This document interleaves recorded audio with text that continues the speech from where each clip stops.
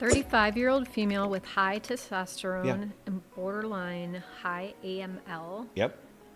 What will help lower it naturally? Your androgens are elevated.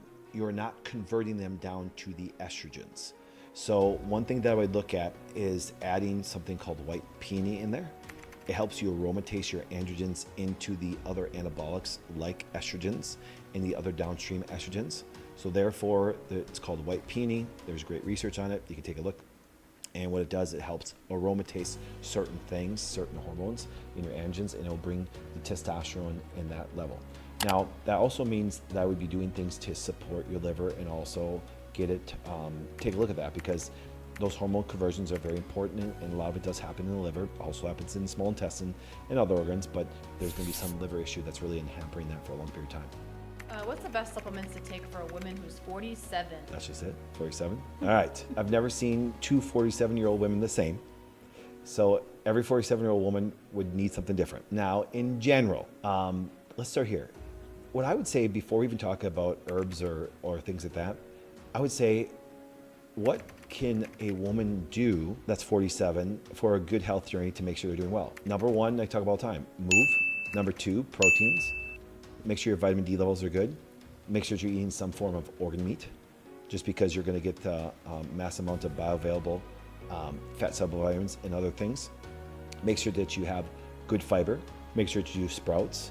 And all those things are accomplished on a daily basis that are important.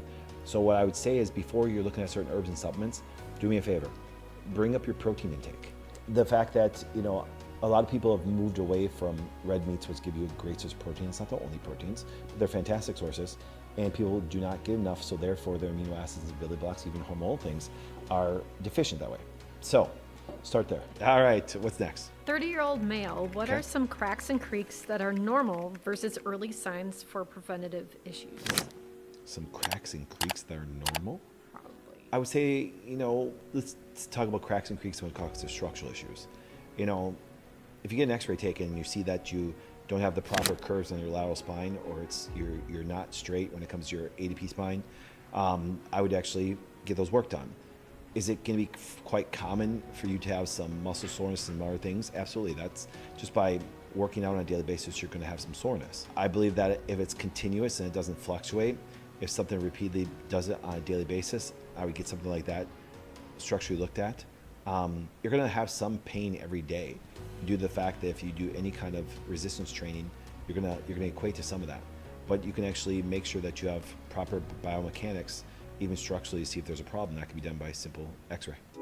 Hey everyone, for unedited, full-length, unapologetic content, go to my website, drpatrickflynn.com. Hit the subscribe button to join our community for more amazing content like this every day.